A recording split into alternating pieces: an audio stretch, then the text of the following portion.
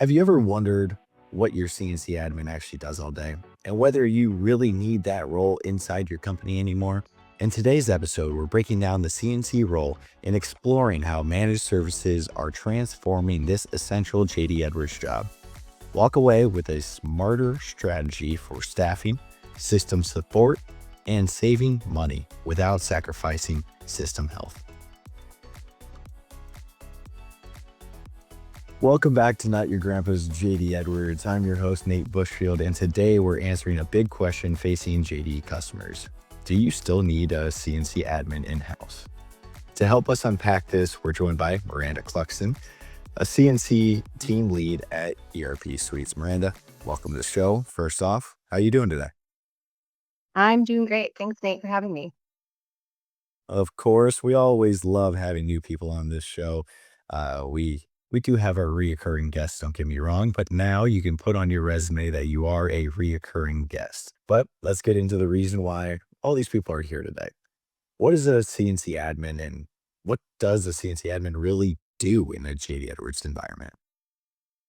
CNC, if you didn't know, it stands for Configurable Network Computing. And I would say it's essentially like the technical backbone of a JD Edwards environment. I would say if you think of JDE as like a living system, the CNC is kind of the person that keeps the heart beating. We're responsible for making sure that the system is always stable. We try to keep it secure if possible and, performing the way that the business needs it to. I would say we manage all of the technical components that kind of sit underneath the applications. So everything from like your server, the configuration between the servers, the databases, the security, you could say batch processing, user access. I mean, the list kind of goes on and on. We do package deployments, maintenance activities. A lot of those things fall under everything that we do. You could kind of look at it as if JDE is running, a CNC is involved behind the scenes in one way or another to make that happen. Yeah, that's actually a really great way of putting it to make sure that your JD system is running and running smoothly. So people that typically don't get the praises that they should, but definitely should be getting those praises, that's for sure. So what systems and processes depend on like this role actually functioning well? I feel like pretty much every part of JDE depends on the CNC role functioning well. So if you look at your business, everything from your batch processing for payroll, manufacturing, like financial reporting, purchasing, any of the like technical layers underneath of them, if those go down, those processes will stop. And, obviously that brings your business to a halt, which is not good. The CNC is what keeps the entire JD Edwards system healthy. We maintain the servers, we do the tools releases, maintain the pathcodes, the security, all the performance tuning. If one of those areas isn't being monitored or maintained, I think it will obviously directly impact the business operation, which is again not good. Even though users might not interact with the CNC on a day-to-day basis, I think they rely on work that we do constantly. Yeah, and since you're not really working with people on a day-to-day basis, what are maybe some like common tasks that often go unnoticed by the broader organization? I feel like a lot of CNC tasks kind of go unnoticed, and a lot of the work that we do, I think, is invisible when things are going smoothly, which is obviously kind of the goal. I think some of these important tasks would include monitoring, performance tuning behind the scenes. We keep the servers patched and stable. We do WebLogic patching, for example, every quarter. We deploy packages quietly behind the scenes with little to no user interruption as best as possible. We manage a lot of the security access and the compliance behind the scenes. And then we're cleaning up the environment, hopefully, so everything runs efficiently and just kind of proactively fixing issues before any users may be affected. I feel like some of those things, they don't always get a spotlight, but it's kind of what helps keep keep the JD Edwards system reliable. And when everything is just like working, that usually means your CNC is doing a good job. Yeah, it's like, it's if you weren't there, they'd notice, but since you are there, they don't notice. It's Yep. one of those funny things of, like, you don't know what you have until it's gone. Um, Yeah. and That's it. yeah, as funny as that does sound, it is very common for this role of being that unsung hero that, yeah, maybe a lot of companies don't really notice that you're there day to day fixing problems behind the scenes, but they would definitely notice if you weren't. What are the main challenges businesses face with maintaining in-house CNC support today? I think one of the biggest challenges companies face is just finding and keeping strong CNC talent. I feel like the role is very specialized. And to be honest, I feel like it requires years of experience. And I think the number of people who know JD Edwards at like that deep technical level, I think that has been shrinking a lot. And I think a lot of like the seasoned CNCs are starting to get near to retirement, which is even scary for me because, I'm working with these CNCs on a daily basis, and they've kind of been the ones that have helped mold and shape me along the way. And I just feel like there are very few new people that are entering our field. Um, I think companies end up relying on one person who kind of carries all that knowledge into their environment. And that obviously creates a lot of vulnerability and a lot of risk. So if that person leaves or they get sick, or like what if the person goes on vacation? If you have that single person, I mean, that's a huge risk, right?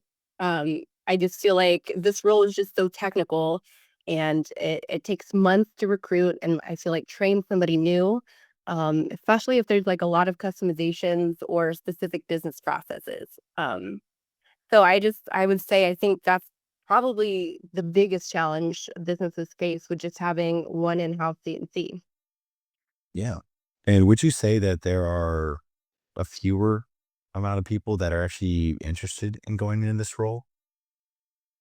Yeah, I definitely feel like younger IT professionals are gravitating towards different IT roles. I feel like you hear people going into AI now, or cloud engineering, or cybersecurity, those things. They're not going into some legacy ERP system. So I think finding newer and younger CNCs is very difficult. You have these companies that are still running all these like super mission critical operations, and this is how their business functions and this is how their business runs. So, you have an increasing demand for the CNC expertise, but like a very shrinking pool of talent because no younger IT professionals are like going into the CNC role. And to be quite honest, just like myself coming out of college, like I didn't even know what CNC was. So I never heard of CNC. And I think a lot of people just don't have that knowledge of what that is and what that role, includes. So I think that has become a big reason why I think companies are starting to look towards a managed services option because there's just more expertise and CNC availability, going that direction. Yeah.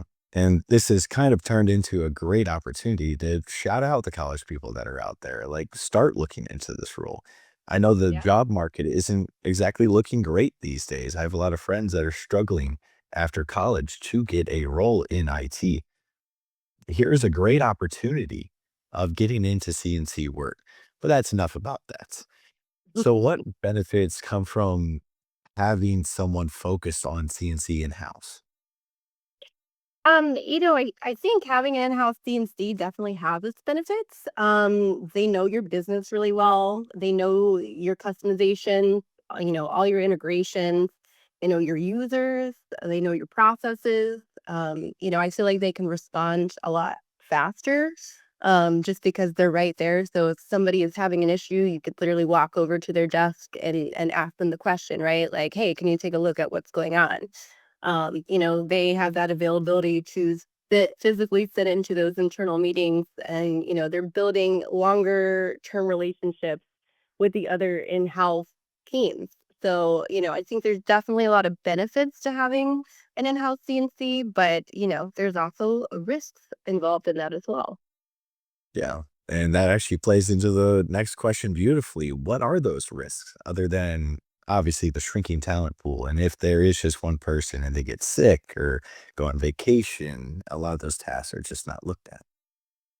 Yeah, I mean, I think obviously in what you would look at it as is like the biggest risk is just having that single point of failure. So it's kind of plain and simple, right? You have one person that has all that knowledge, and that business is vulnerable because that person gets sick or they're gone. It becomes much harder to manage the system.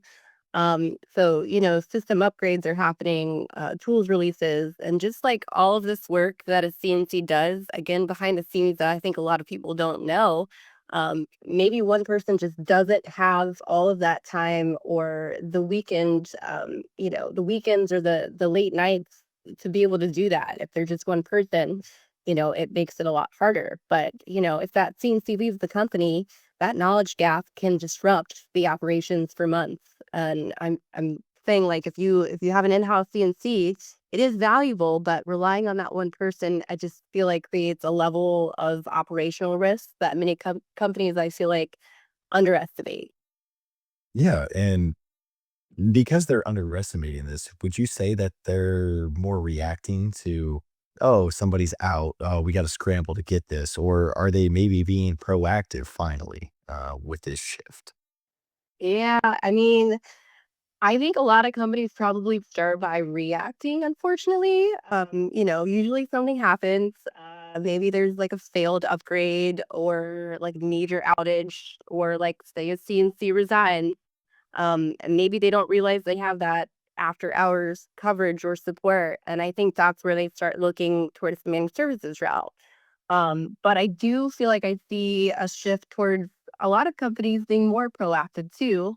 I think they're recognizing that JDE is just too critical to rely on one person, right? So I think more organizations, at least from my experience and like what I'm starting to see, is they're kind of intentionally blending like in-house, CNC, or just it doesn't have to necessarily be a CNC, but somebody in-house that has that knowledge, that has that, strength of the company and knows all those business processes and how the company works, but then, utilizing managed services for that additional expertise for like the after hours coverage. So I think it kind of gives them the best of both worlds.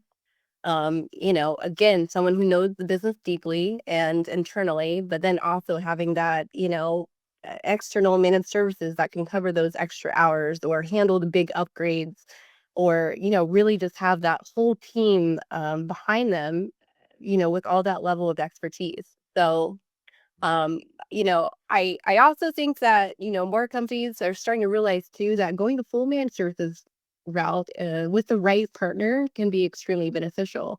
And, it can really be an extension of your team rather than just outsourcing. Um, so yeah, I think it's kind of a mix of both, reacting, but also being more proactive too, just depending on the situation. Well, that plays in perfectly to the next segment of this, at least. Talking about the managed services side, how does that actually work? How would someone on the outside manage your CNC services? Yeah, that's a great question. So I feel like a managed services team supports, let's just say JDE specifically. We remotely act as like an extension again. Like we really try to be an extension of your internal IT team. We're monitoring the environment 24/7. We're handling those day-to-day CNC tasks. We're responding to issues and really just managing that technical side of JDE, just like an in-house CNC would, but with the benefit of, again, having that entire team on our side. So, if there's something one CNC may not have experienced or, worked on before, there's going to be probably a handful of other CNCs that do have that expertise or that knowledge or experience. So I feel like, most managed services providers have a really good level of just that team extension for that internal, IT team feeling and that relationship there. But with that, I know security is really important too, right? So I think a lot of customers should know that, like, when we're accessing systems, we have very secure remote access. We don't take that lightly. And we use, I would say typically a lot of managed services companies use some really great quality monitoring tools. We use ticketing systems. We have regular meetings and just really good constant communication to stay connected to the customers. So, we may not physically be in the building, but we're still keeping the system stable and we're patching the systems and we're kind of performing around the clock, monitoring. Yeah. And it's something as simple as that, where, yeah, a lot of companies out there, the security is one of the highest priority things, especially with sensitive data. And to know that there are secure lines where you can plug in and there isn't any risk on that side of it is something that, yeah, not a lot of companies may know about, like actual outsourcing CNC work with the managed services in this at least scenario. But what Yeah. other risks may come from utilizing a managed services model like this for CNC support? Yeah, I mean, I think like any outsourcing model, there's obviously risk involved. Like you can't not have any risks, right? So, Right. but with that said, in my opinion, what I think the biggest risk is choosing the wrong provider. I think one that doesn't understand your business, that isn't responsive or doesn't have that like strong expertise in CNC. You run a risk of choosing the wrong provider and things can go very badly very quickly. You also, I think, need to prioritize very good communication and just really good documented processes. I think that's really important. And I think another risk is if like the relationship isn't managed well, the company can start to feel really disconnected from their own JDE environment. So I think it's really important in selecting a partner that works with you. And I know I keep emphasizing this, but as an extension of your team, right? Not some just outsourcing company. Somebody that really values and wants to be an extension of your team. And I think that can really make or break how your system is managed.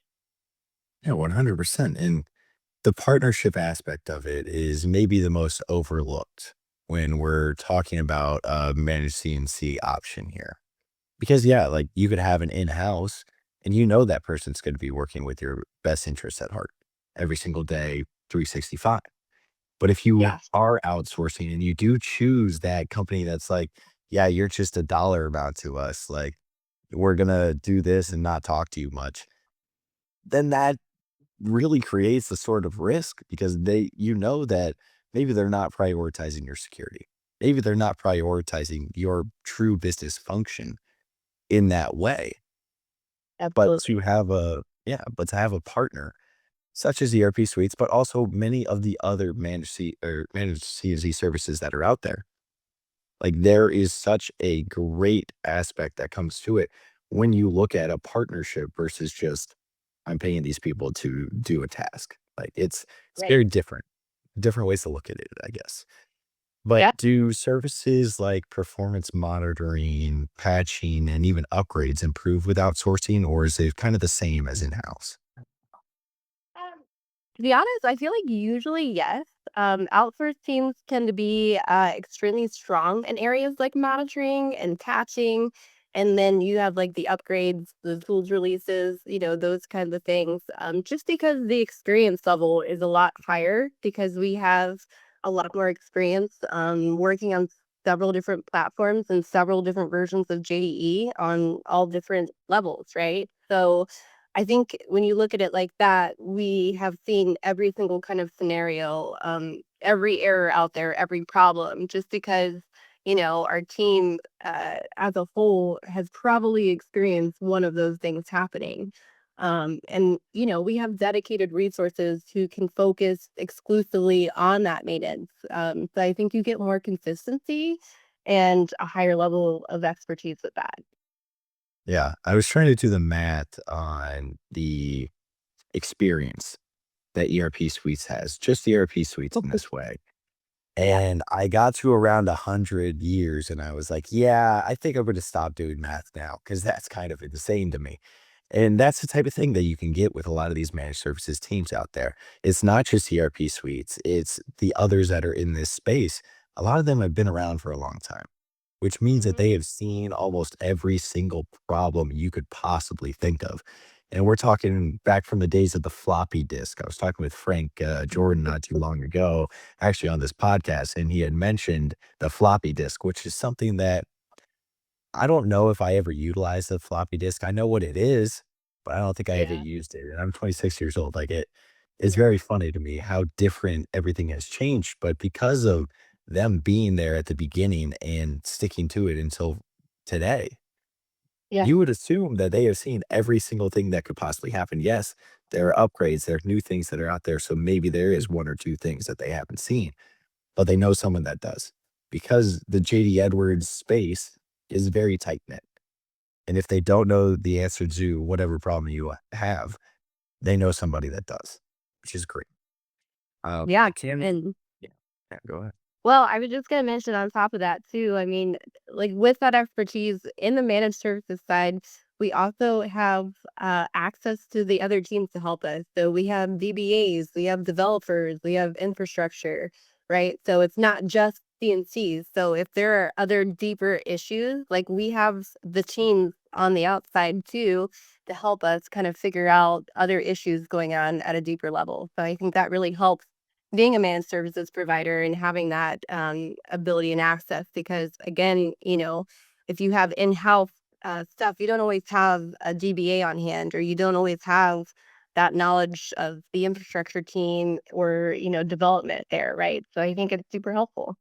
So, can companies still retain strategic control while outsourcing CNC tasks? I think absolutely right. I think the strongest companies keep that strategic and control in-house. And I don't think outsourcing means handing over your system. I think it just means you're getting that additional expertise to support it. Internal IT, I think, still makes the decisions about upgrades and timing and budgeting and that long term planning. But the managed services team executes that technical work, and we provide the guidance, and that allows the business to kind of always stay in the driver's seat, in my opinion. Right. And it goes back to the partnership thing. And I hate to keep bringing this up, but like, yeah, if you're just using a CNC to do a few tasks, like, yeah, maybe they're going to do whatever they want to because they're not really in that constant communication. But a lot of the Yeah. companies that we see now, and a lot of the managed services companies out there are having weekly debates or conversations of, oh, we want to switch to this, or oh, how's our system doing here? And they want to know specific features or they want to know specific issues that are going on. And yeah, you mentioned the Yeah. ticketing system earlier, which is one of the best things that you can truly do for something like this because it's direct from the customer saying, hey, there's this issue that we need to solve and we want it to do this. And then the CNC being able to understand that and also ask more questions on that weekly basis to get a little bit more of an understanding of exactly what direction they want to go in. Am I right with Yeah. that? Yeah, and I mean, you just have to look at that, like the communication aspect, right? If a customer is putting in a ticket, you have that communication through the customer and the CNC or the other teams on the managed services side, but you're also keeping track of SLAs, or for auditing purposes too, right? So, you kind of have that all bundled into that as well. So I think that really helps too for just the business needs. So, what would you say, and this is just because I keep bringing up partnerships, what would you say a healthy partnership between an internal IT team and a managed services provider look like? Oh, I feel like it's a great question. I feel like a healthy partnership looks kind of like shared ownership. And what I mean by that is like the internal IT team I feel like understands the business processes and the priorities there, right? But the managed services team kind of brings in that CNC expertise. And, we like to offer the best practices and we have that 24/7 coverage. And I think when those two groups communicate really well, having those biweekly or weekly meetings, those clear, ticket workflows and the communication in there, and really just kind of deciding those responsibilities, I think it really becomes kind of like a seamless support model for us. So, the best partnerships, I don't feel like, feel like outsourcing. And I know I've said this probably 3 times already, but they feel like an extension of your team. And I think that helps get everyone aligned and, everybody moving forward on the same goal. Yeah, exactly. Exactly. So when does it really make sense to keep a CNC in-house and when should a company maybe go the managed services route? Yeah, I mean, this is kind of like not an easy question to answer, right? I think it really just comes down to, the size of the organization, maybe how complex the environment is, what level of coverage the business needs. I think keeping an in-house CNC makes sense when the company has like a really heavy JDE footprint, or like a really highly customized environments, or very specific business processes. I think that requires somebody to be kind of deeply involved and deeply rooted in that like day-to-day operation. But I also think again, there's risks with that. And that's where that blended model I feel like comes in really, really well. So you have that in-house person that has all of that, internal, information that they know the business processes, how things function. But then you have that managed services side, that's eliminating that single point of failure because you don't want that risk involved. But when it comes to going the managed services route, I think it becomes a better choice when companies need a broader expertise. You have that whole pool of CNCs and all that expertise behind the scenes, or they are a 24/7 company, right? So you need that 24/7 support. And I think it can be cost effective for some companies rather than having like that single, internal CNC, or, maybe, just the amount of work just isn't suitable for justifying a full-time in-house CNC. So just having that like safety net, of a whole team and maybe saving money, you're in there for certain things. And again, just mitigating that risk of that single point of failure, I think is pretty critical and pretty important. Yeah, and we've talked about the hybrid model a little bit throughout this. Would you say that that's the best of both worlds? Is that what people should shoot for, or is maybe just managed services that just do the trick as well?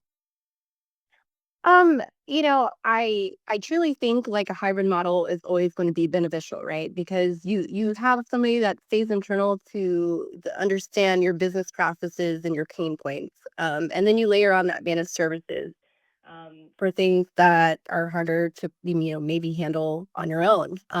Again, the after hour support, that performance tuning, the big upgrades, and then like that proactive monitoring. I think it gives you a solid foundation for managing your system with the hybrid model. And you have I think a lot more success when you have that internal person that knows all those critical business functions, and then you're backed by a managed services team who can fully support you and jump in whenever you need them. And again, as always, it just eliminates that single point of failure risk. And, you're keeping, while you're doing that, you're keeping that strategic control in house at the same time. So I think it's a really good model and I think it works for a lot of people.